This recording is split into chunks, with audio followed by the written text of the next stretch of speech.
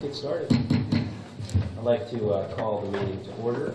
Thank you all for coming, and audience, thank you all for coming on a special meeting of the board. We're here to hopefully finalize the selection of the ED for the coming term. Very quickly on the agenda, we're going to go through our deliberation process, and then we'll go into executive session to discuss salary negotiations for non-represented personnel.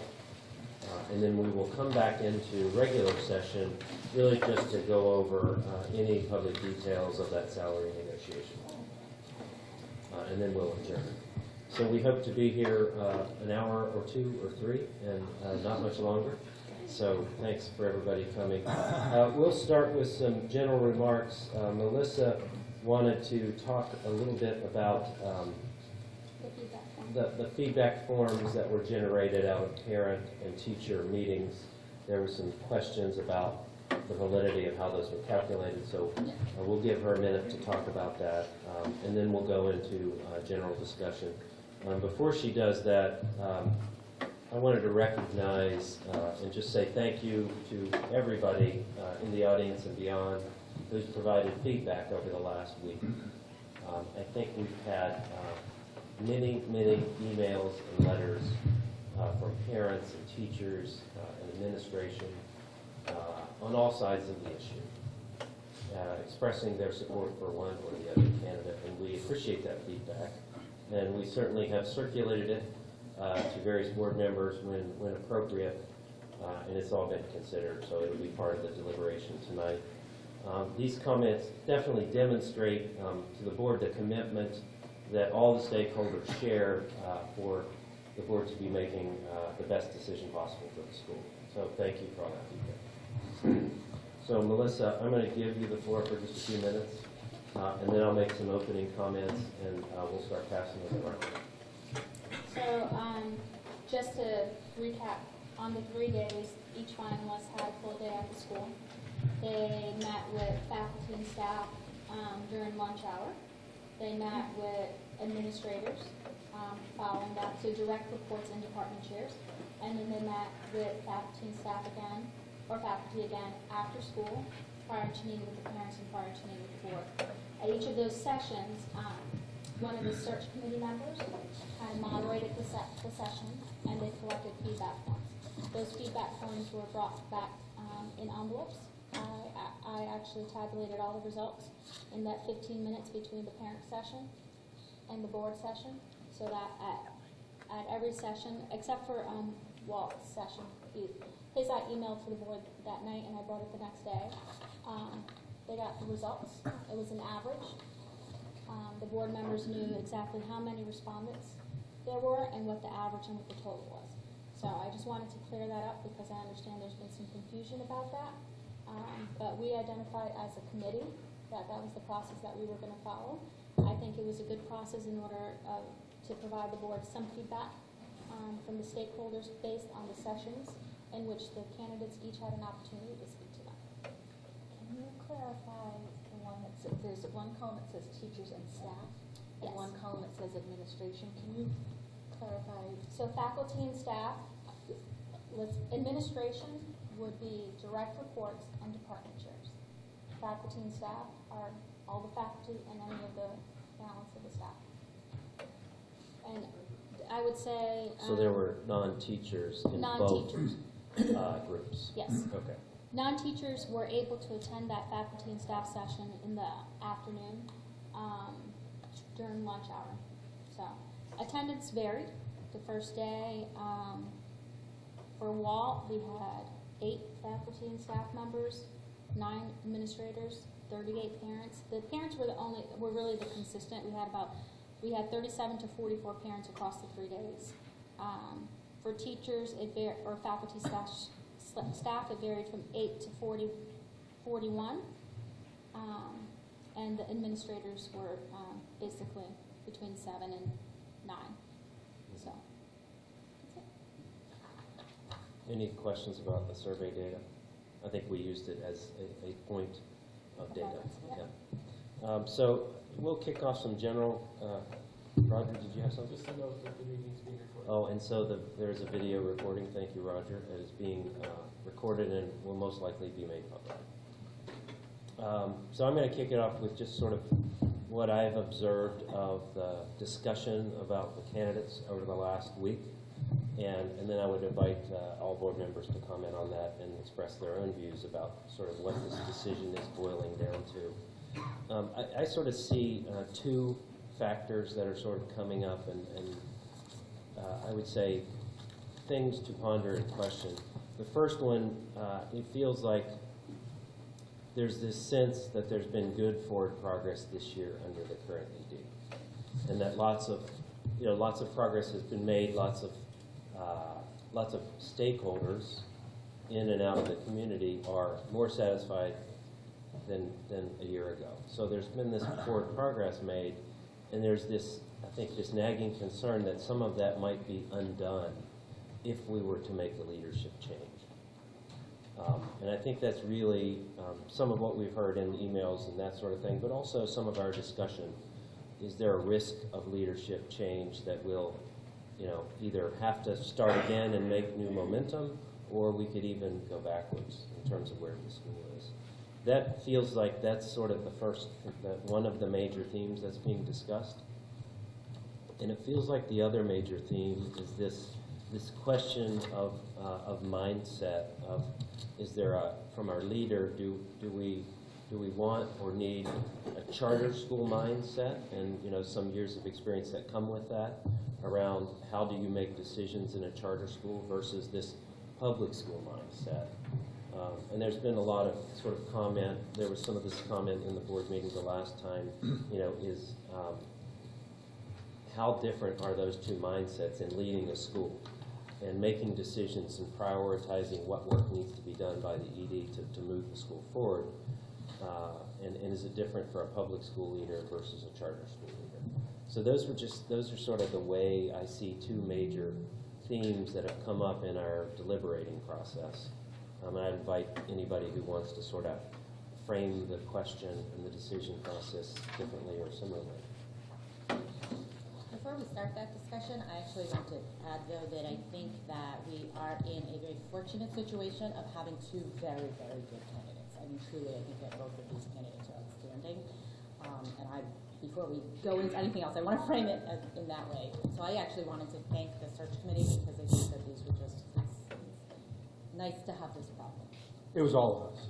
I said all the search committee. We went out and scoured all over the country and found them.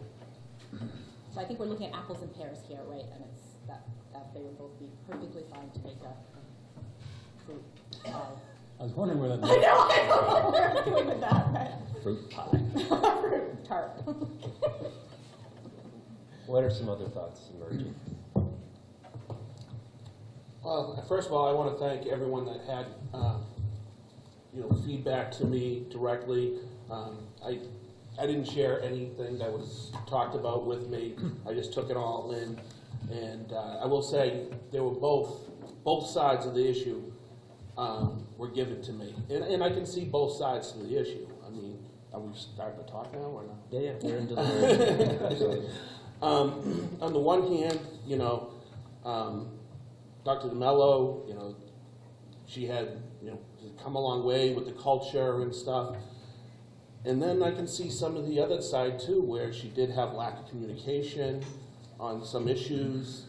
And I can see, obviously needs some work on some of the parents and concerns that they have. So I certainly can see both sides of the story. And the principal search is certainly something that's big. And I keep on going back to myself. If there was a principal in place, how would that have changed? So I think no matter who we get, it has to be a high priority to get a really, really good principal in here, and soon. We gotta really, that should be priority number one. And as I said, I do like both candidates too. But there's pros and cons to both of them. There really are. So I can actually see both sides. I really can. Go ahead, Evan. I would say my thoughts are very similar to what Scott shared in many ways, and as Pauline just said, I think both candidates to me are very good candidates. And so as I look at them both, I can see pros and cons, which we've talked about. But very much, I think, as I sort of look at it, it's the risk opportunity. And so is the risk, a little bit of what you had mentioned earlier, Craig, relative to changing horses sort of in midstream and potentially either taking a short-term step back from a sort of a cultural healing standpoint that certainly Dr. DeMillo has been working for the past 6 or 7 months that she's been here, is sort of the risk of changing horses in midstream is the opportunity of potentially having someone who has more charter school experience,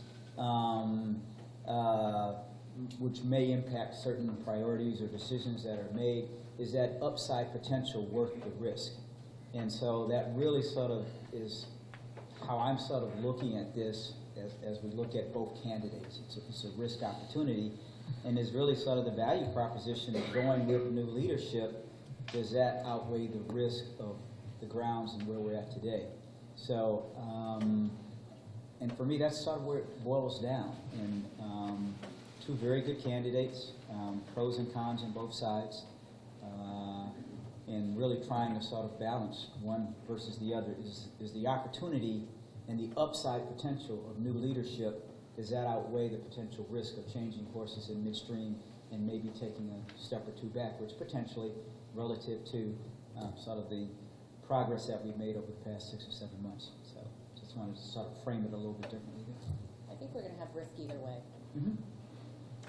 Yes, because new leadership also represents unknown leadership. So I would say from my perspective, I'm looking at it in terms of who I believe will help the school move forward in terms of the mission and the charter, and really going forward with excellence in everything, and be able to have the stability of the experience to focus on some of the things that I think that haven't been able to be focused on in the last few years. So it's more to me about what are we delivering back for our students and overall for the next 5 years, 10 years for the school, to create stability and to create the school that the charter was written for, to achieve our mission, to fulfill our mission, which I don't know that we've done that completely yet. So I think that's what I'm looking for. For me, the last few days since Wednesday when we adjourned have been busy. I have found myself extremely popular. People lining up to see me and talk to me and share what they're feeling. Some teachers were nearly in tears at the thought that Dr. DeMello would not be hired, that they have in a year come to love working for her, love what she has brought to the school.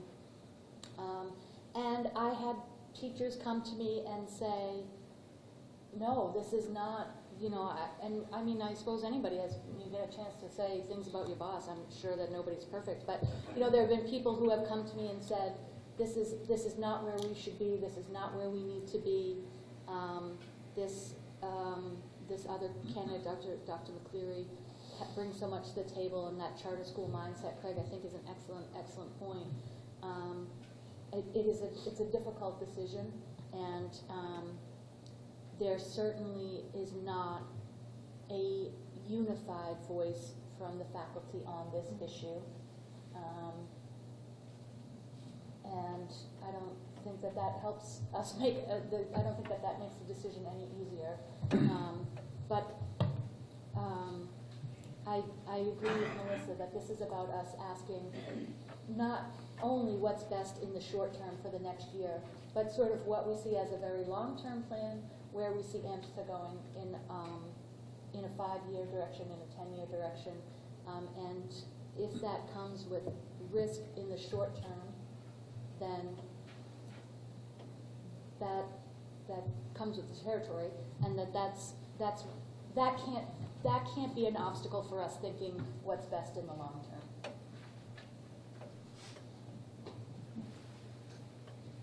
Yeah, I went through all my notes since Wednesday and reviewed through, and it was sort of interesting to go through. I mean, so Ev and Melissa and I have perhaps a little bit different view, having gone through 24 candidates, whittling them down to 7 semifinalists who we then interviewed, and whittled it down to 3 finalists. And so we got to see that process there and see what got called out and what got brought forward. You know, I was, so as we look at these finalists, I sort of echo what Pauline said a few minutes ago. We have 2 really great finalists remaining who would be effective at leading a school, and that we would be lucky. So, I'm sort of glad that we have a sort of a plethora of choice of people who are interested in leading the school. I also had the benefit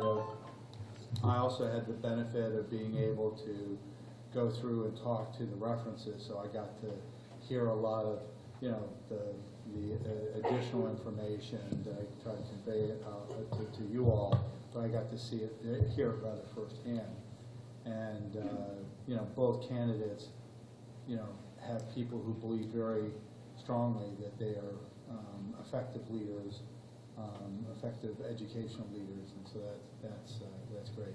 So it comes down to for me, it was sort of weighing here, someone who has head of school experience versus science and technology background, charter experience versus someone who has more union experience, whether a change is better or whether a smoother transition and having being able to build on stuff over the last year is more important. And I can say that over time, I think I've come to feel that things that I went into it thinking were very important, after discussions with people, have become a little less so, and things that I wasn't sure were quite so important have over the course of this, charter experience. I think for example, it became very clear that we had some candidates that just did not understand what a charter school was about and could not convey the difference, and they quickly fell to the wayside. And so in my mind, that helped me understand a little bit more what that brought to it. So, again, I come into this evening the same way as I did the other on Wednesday evening, being grateful that we have 2 leaders who want to lead the school. One eventually is going to get selected, the other one not.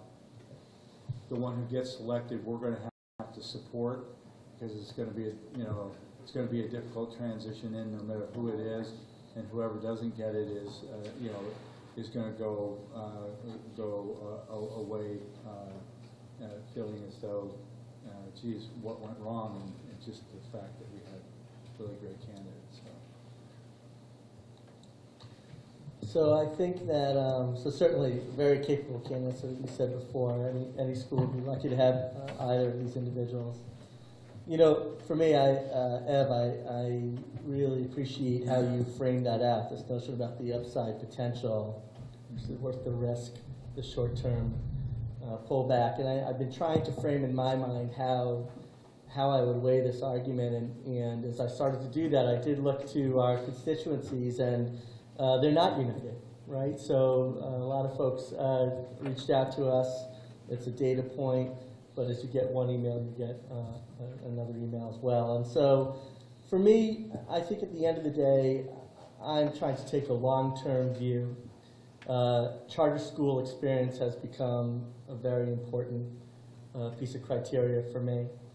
And I think as we think about moving the school forward, I think that charter school mindset, I think, is absolutely essential and a differentiator.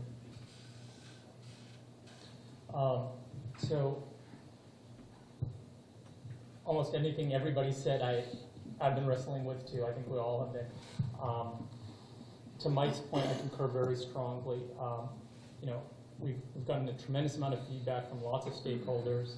There is no unified position. And no matter what decision we make, some people will be happy and some will not be.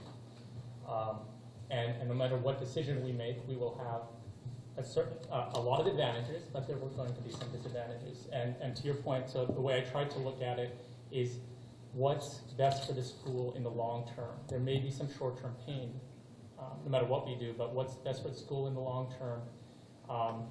And I think, kind of to your point, Ken, a couple of things that kind of bubbled up to me were, from the long-term perspective, leadership and also, really getting us to the mission and fulfilling what a charter school potentially can be were key factors, and as I try to kind of distill all of it. So, like you said, no, I'm still tremendously. I agree with what everybody says. I think that we've got great people, and we've got a lot of work to do, regardless of which one we choose. That it's going to be very disappointing to a lot of faculty if we choose Dr. Null. Not all faculty, though, but there's going to be a piece of work to do there, and that we can anticipate. Say that again, Chris. You think there's going to be a lot of work to do among disappointed faculty if we do not choose Dr. Null. We do not choose Dr. Null. But there will be other faculty, and there is no unanimity. Actually, I do want to acknowledge that I've gotten several communications, not as many as some, which I don't mind. But I was impressed with. They were all well reasoned. They were all civil. I really appreciated that, and reading them all helped me.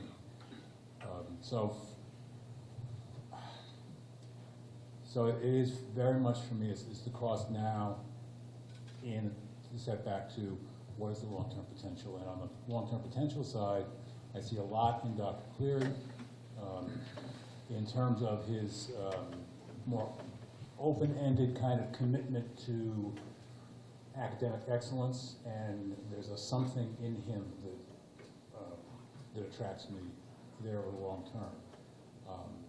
On the and Marianne has a lot of drive, and I don't see her as having. She's got a lot of vision right here, in my experience, and not so much out here that she can really either tell us about or seems to be very kind of centered in. And I'm concerned about the fact that I think her mindset has been set by experience in a traditional school. And in her answer to what's different about a charter school was, you don't have some of the restrictions. And so that's not a shoot for the stars kind of perspective. So I'm still on the fence and waiting to hear from other people, because I am concerned about how big the short-term cost is. Not just that it's going to be there, we're going to pay it, but how big is that cost versus how big is that opportunity?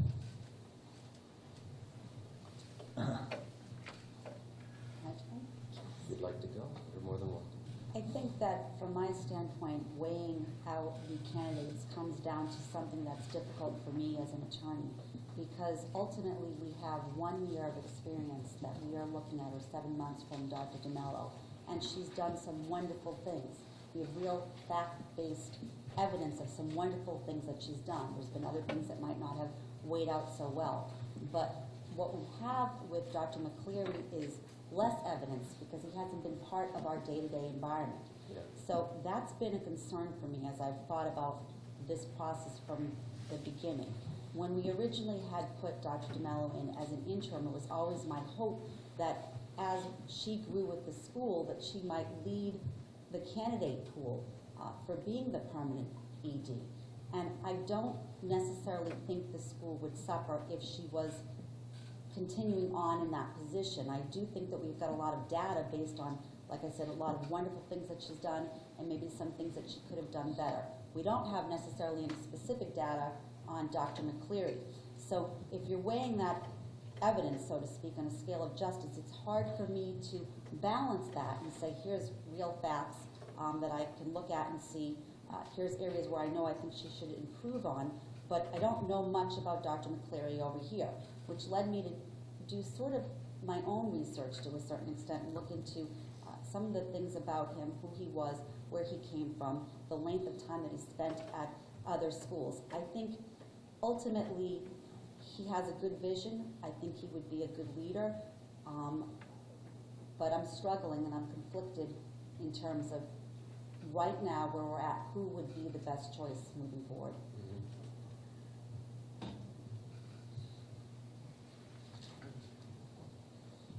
Well, I think I would, in thinking, reading through the information and thinking about it and sleeping on it, I think we have two exceptional candidates. Part of my criteria is that I'm looking for also what is best for the school in the long term. Where my long-term horizon is the 5-year time frame, because beyond, in my opinion, beyond 5 years, it's hard to predict what will happen. So that's when you ask me what is long-term, I'm thinking 5 years.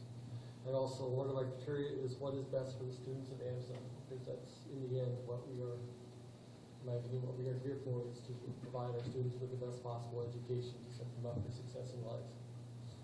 And one other thought I have for the board, from my experience in interviewing candidates and research that I've done regarding interviews, is that past performance is one of the best indicators of future success of young candidates. You don't, references are references, but if you look at past behavior is a pretty good indicator of what will happen in the future. So both of you have sort of said, we're not sure about Dr. McCleary's past, if you will, because we don't have direct evidence.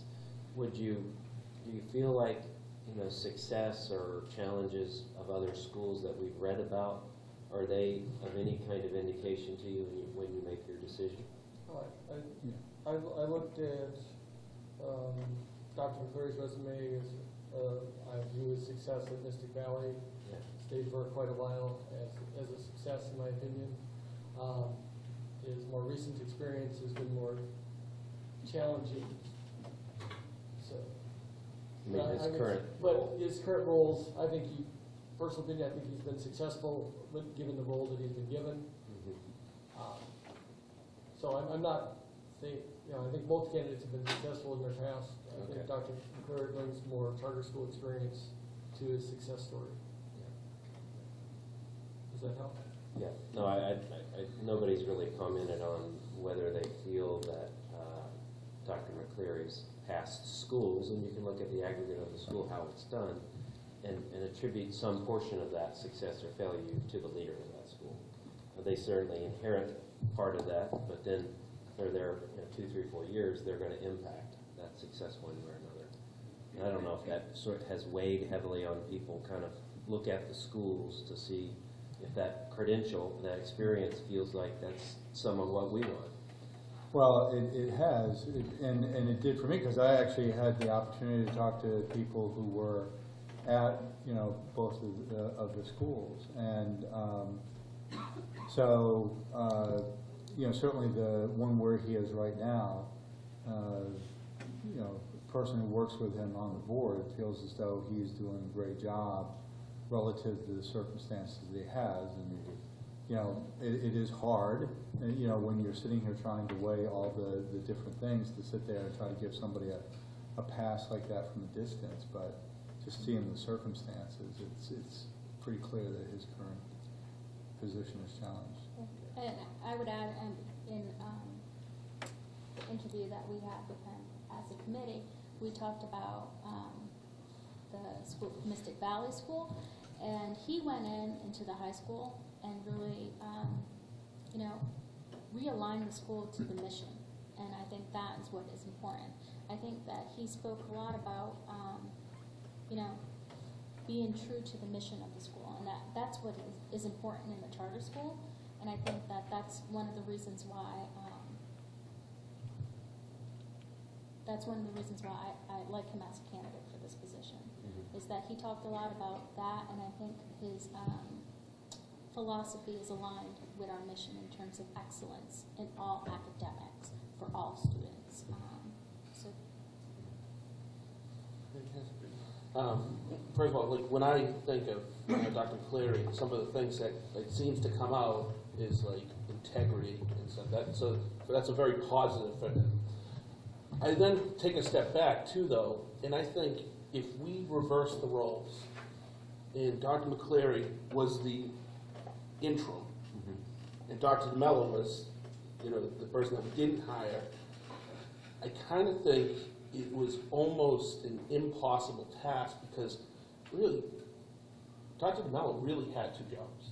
And maybe some of that's a fault of her own, but that lack of principle, I think, really hindered her from doing some of the vision stuff that she might see and might want to really do. But I do think that taking on and having really the 2 roles that she has as principal and ED, or interim ED, really hurt that. And I do think that she would have the vision if there was a principal in place. I do believe that. Scott, I thought about the reverse with what you were saying. If Dr. McCleary had been in for the year, I was trying to weigh that in my mind, what that might have looked like. And then if Dr. DeMello had come in as the candidate, we were down to the 2, but in a reversed role. And I started thinking, well, Dr. McCleary doesn't come off to me as somebody that would have created a cultural problem within the school. I don't see that, at least I don't envision that from what I've read and what I've seen of him. He seems like he's true to form, he's calm. I think that he would have developed and grown with the faculty, and I think they would have liked him.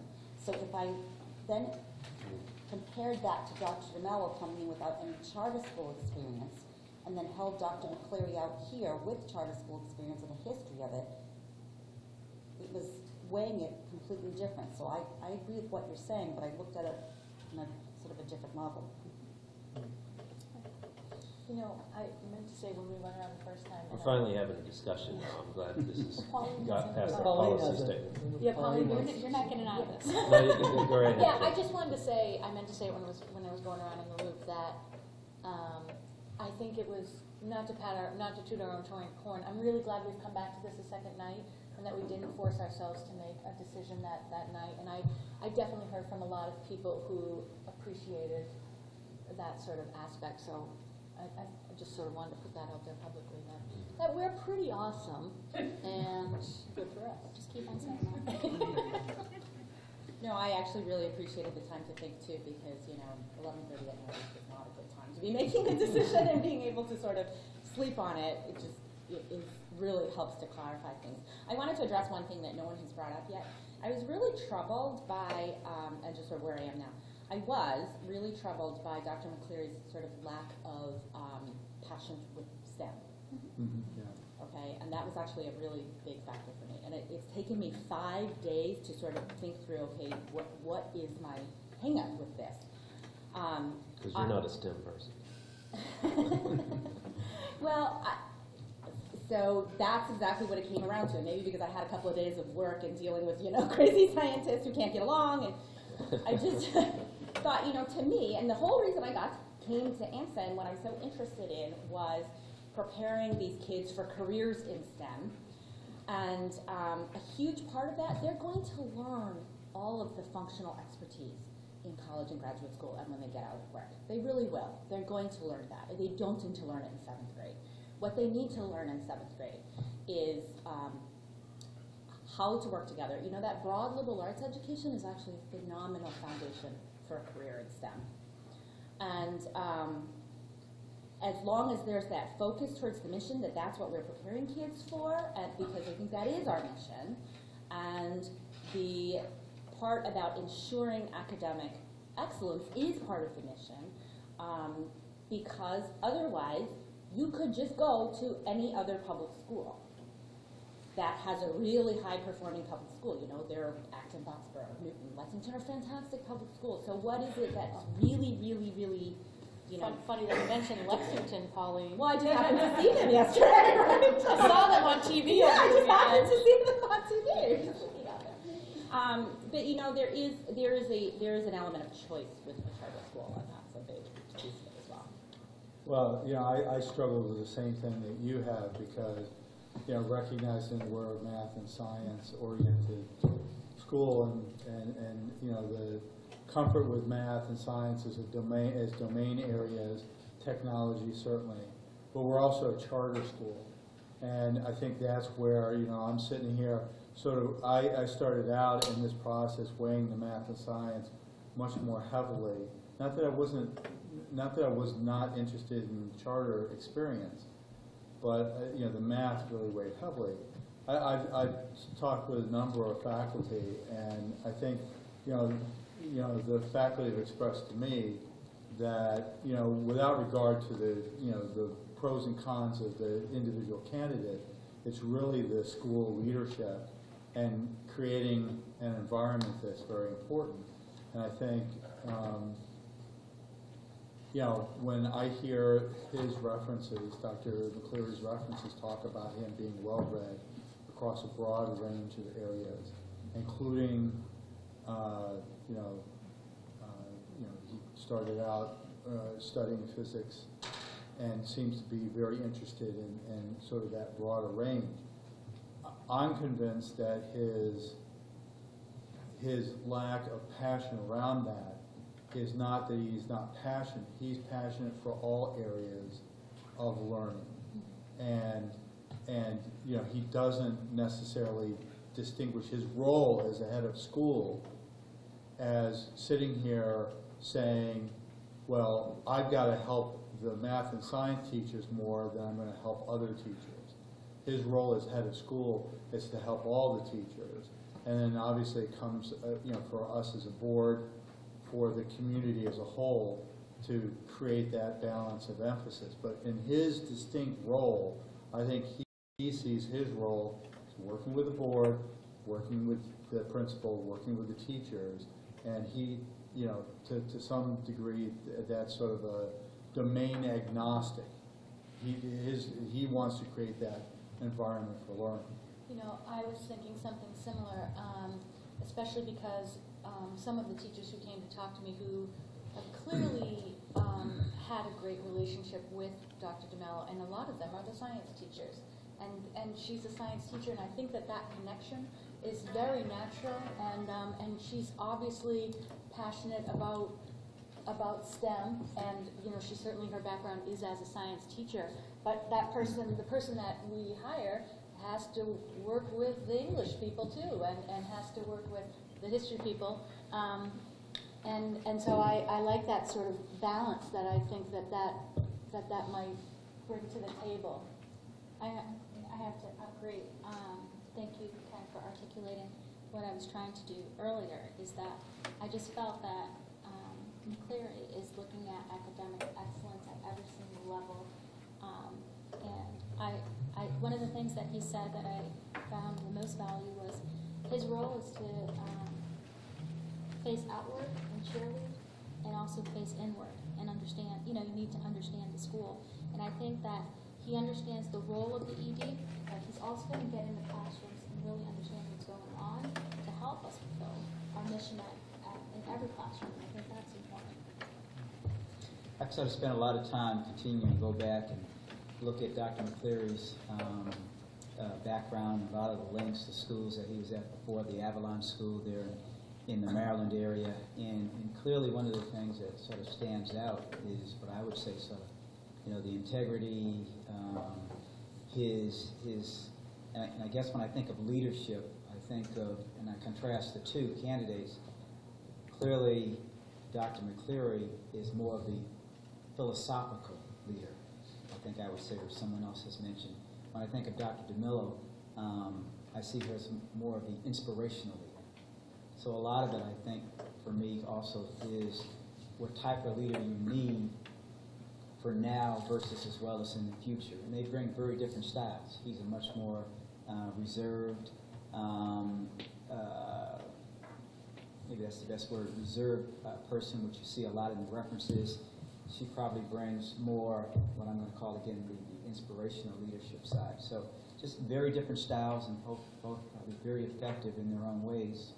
One of the areas that, certainly for me, I wish there was a little bit more information, was around the Mystic Valley, and as we talk about the success of the school. Clearly, very successful school. We're number 2. They're number 6 as far as public schools in the state. So there's been an awful lot of good work done at Mystic Valley. What isn't clear to me when I read the information that's out there, and I see that, and again, you don't know if everything is factual or not, but certainly that some of the articles state that the board was heavily engaged in the day-to-day operations of the school during the time when Dr. McCleary was there. So it's not clear to me whether the success of the school is predominantly due to his credit, the engagement of the board in many cases on a day-to-day basis, or the collaboration of them both, all jointly working together.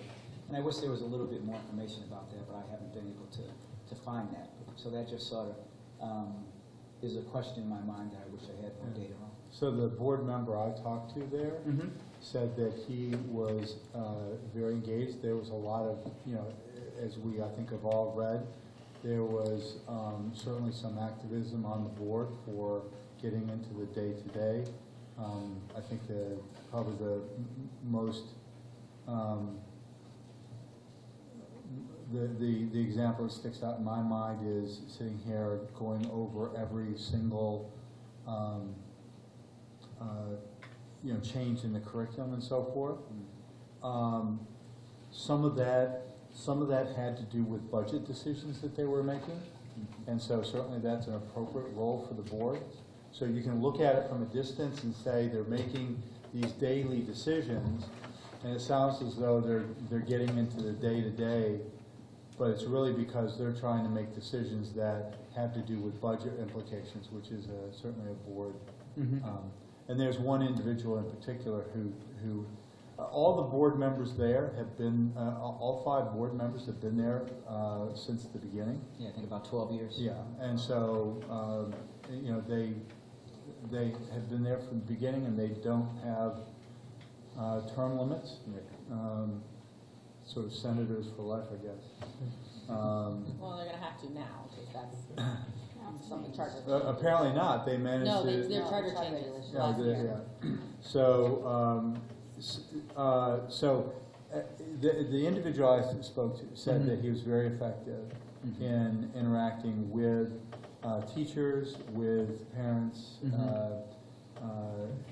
Again, sort of cited the building, Athletic facility. the athletic facility as being something he was fairly hands-on in the design, and trying to make sure that they were, that what came out of that was additional teaching spaces and so forth. So I'm convinced that, my initial impression, and certainly what one of the blogs had said, is that he was just sort of there as a figurehead. Yes. Is not an accurate characterization.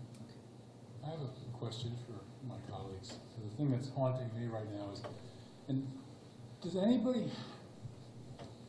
anybody speak to how we think he would do coming on board into a situation where a significant amount of the faculty is going to be disappointed, perhaps angry, et cetera, how do we see him dealing with that in his first 100 days?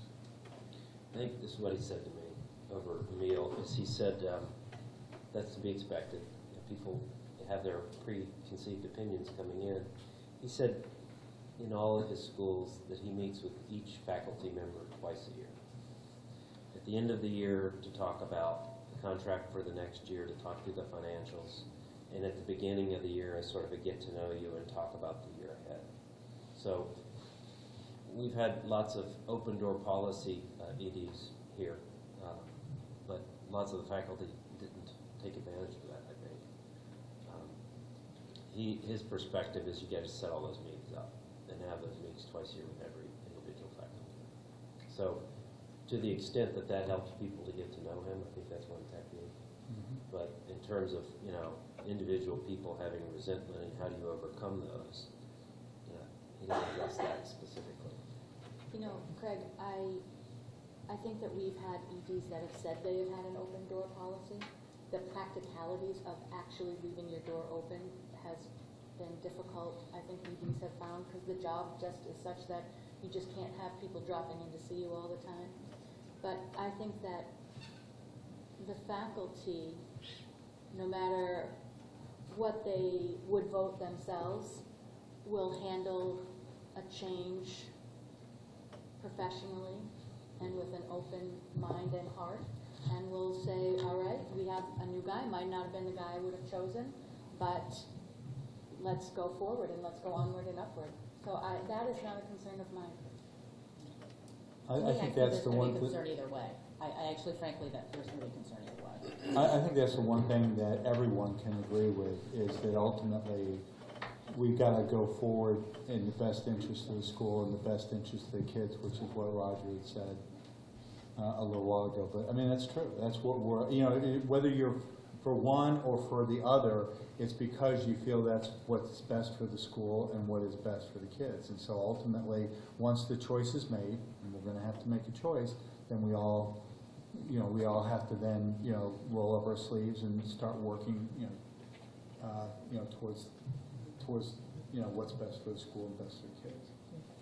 If I could just comment, Chris, to your question also. To the other folks' point, there's going to be a challenge no matter what happens. I could see potentially a lot of other candidates coming in if they were picked over, let's say, keeping things running as they are, and have a very significant challenge just because of their personality type or their approach. I think the fact that Dr. McCleary specifically mentioned practices that he does, it didn't just sound like he was being insincere or just talking the talk, but just like you mentioned, Greg, about actually meeting with employees directly twice a year. That's a big deal. Most leaders don't do that. Actually managing by, I'm using the term managing by walking around, but he used that, you know, that imagery, that's part of his job, you know, and a lot of other elements just kind of spoke to me that he's an experienced leader that knows how to, I think diffuse conflict before it really starts. That's the impression I got. It just kind of emanated from him. There's been a lot of churn in this current school. There's been a lot of churn in this current school, both among the parents, as well as the teachers, as well as the community. And he's had to work effectively in that. And again, according to people who know him and who observe him, he's doing a good job in that regard. One of the areas that I've been reflecting on is something, Ken, which you just alluded to at the end there, on the previous question or discussion around the kids. And I've been thinking a lot about, I think it was at the last meeting when we were here last week, and it was stated that our real customers are the parents. But for me, I think one of our key metrics is our students and how well they're performing, and not just on standardized tests, but in activities after school and clubs and extracurricular activities.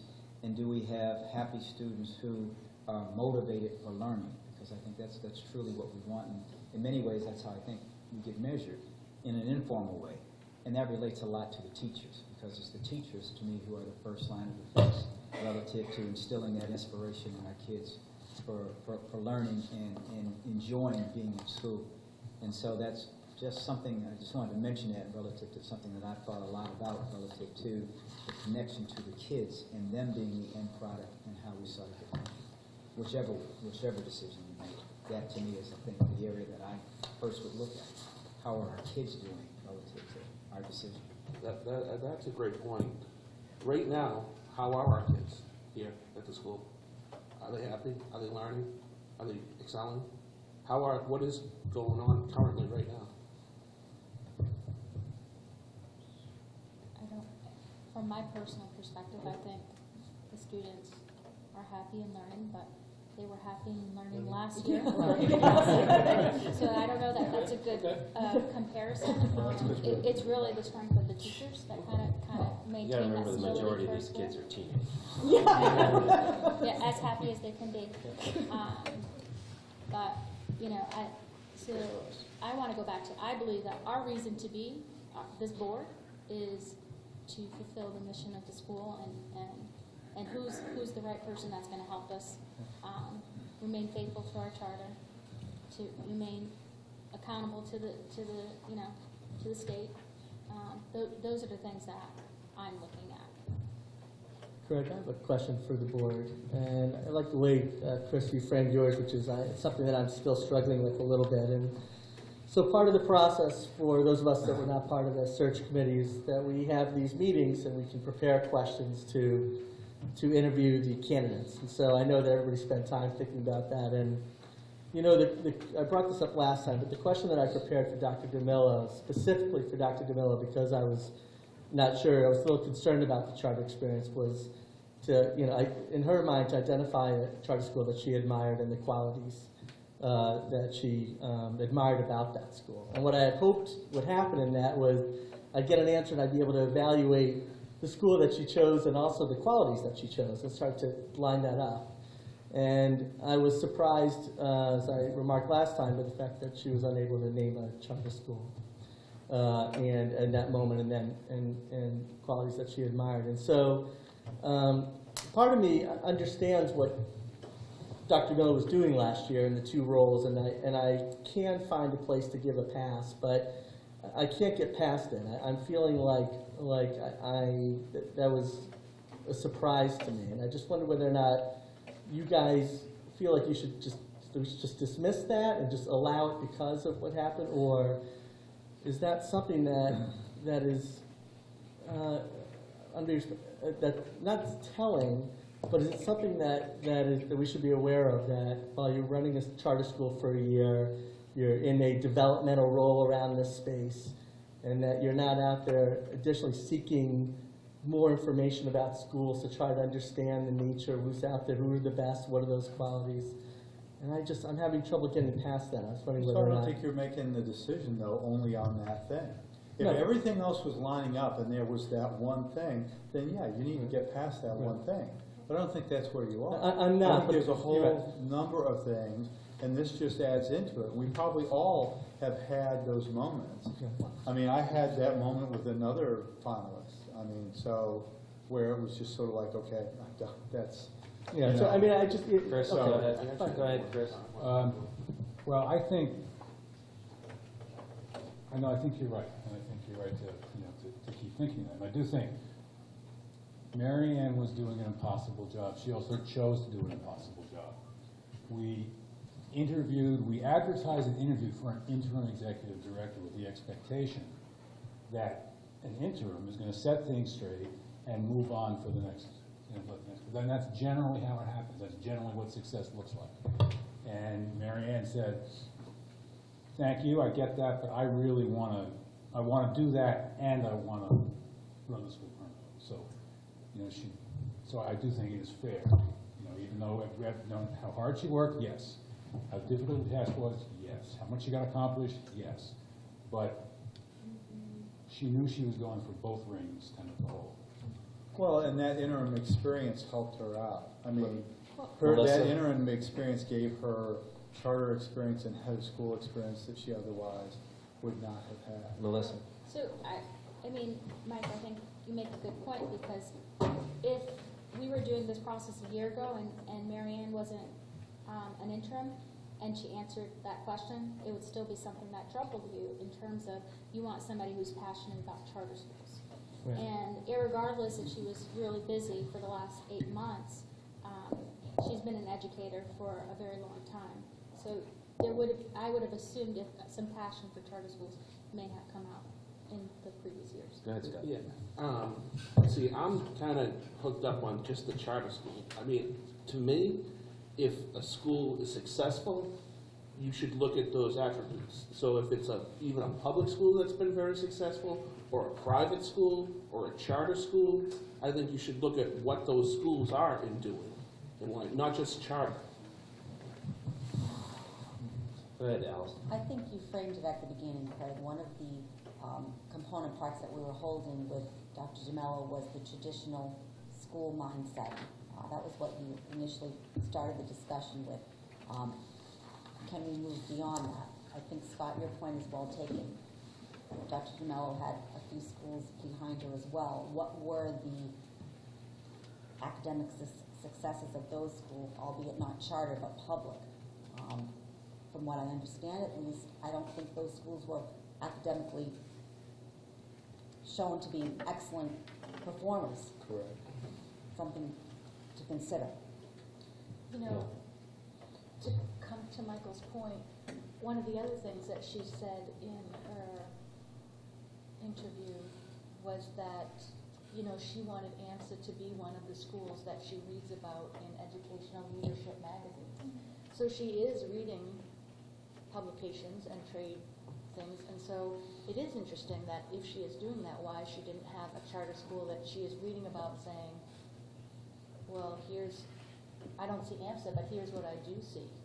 I think we've all been interviewed for a job and probably come away from the interview process realizing we probably didn't answer a couple of questions right. Yeah, That's kind of what I'm asking. Okay, and so, I mean, Trying to get a again, sense of- if you're making your decision based on one answer to one, but I don't think you are. I'm not, but part of the process was we get one question, right? So I chose that question for purpose. And what I'm trying to find out, and that you're answering, right, you're giving your opinion, is how much weight did the board have a reaction to that response? Because I had a reaction. So I think there's a lot of forgiveness there, Ken. It's a very good point. Right? We've all been there, and a lot of reasons. I just wanted to, and a lot of you guys have answered that, including that. I just want to get a sense from the board. What other lines of reasoning do people want to pursue, points of discussion? I just want to make one point about McCleary, which I kind of missed the first time. I just looking back at his resume again and thinking back to his presentation, is that he's somebody who seems to reach out to not just the likely but the unlikely partners. And so, you know, we heard the story about working with janitor and all that, and I'm looking at his resume, and he was a panelist for for-profit charter school management at the Black Alliance for Educational Options. And American Public Schools, an overview for the Chinese Teachers Association in Malden, is that somebody who reaches out that easily across borders and across lines, I think, is something that's important for us to think about, and it strikes me that. Yeah. So Mary Ann, Dr. DeMello's resume has. Well, she goes to Antarctica and she'll, all right, you guys. Okay, so I mean, she certainly does her share of outreach as well. Point made. Let's get started. So are we ready for a straw vote? Yeah, You're going to start off there this time, I'm just going to start with Ken. right? Okay. that's all right. No, this is the... No, that's fine. Yeah. I'm ready to go. All right, let's take a straw vote. And so this is a Dr. non-binding vote. This is just... Dr. McCleary. McClary? DeMello. DeMello? Colleen? McClary. McCleary. McCleary. McCleary. McClary. McClary. Pretty clear. Any other further discussion? I mean, I have no problem with Dr. McCleary. I mean, I just, you know, I thought that when we get our principal in, I think that, you know, she could lead us to the next. I have no problem. I think Dr. McCleary will do a great job for the school. And to remind people, simple majority rules the vote technically if we want to do that. And there's no record other than video evidence of who voted for and against. It's a majority vote. So without any other request for comment or discussion, I'll entertain a motion for a nomination. Make a motion for a nomination for the next permanent ED. And who would you like to nominate? I'm going to nominate Dr. McCleary. Second. And who's the second? Ken? Okay. All in favor? I think this should be a voice vote. I'd like to request it be a voice vote. I mean, roll call vote, please. Is that within the rules of the bylaws? We can do it either way. It's a simple majority is all I need, but we can make it more. Does it matter? I'll I'm fine. I'm fine with a voice vote. I'm gonna withdraw that. Okay. Okay. She's already not, I mean, he's already ED, right? Yeah, so we have a Motion on the floor. motion on the floor with a second. All in favor of nominating, of appointing Dr. McCleary to be the next ED? All opposed? Abstentions? It doesn't really do anything. I'm going to support him, Yeah. so it doesn't. So the Yeah, motion I was gonna passes. say we're gonna support him as it is. 2 abstentions, 2. No. She's not, oh, she's not even included, sorry. So thank you, board. I think anybody in the room, if you would keep this off social media, email, Twitter, It's already anything gone. for 1 hour. For 1 hour, that will give the board the obligation to notify the candidates. I think that's the only respectful thing to do. So if you were reaching for your cell phones, I would ask you not to talk to other people about it. We could change your mind, after all. So the board will now entertain a nomination or a motion to go into executive session to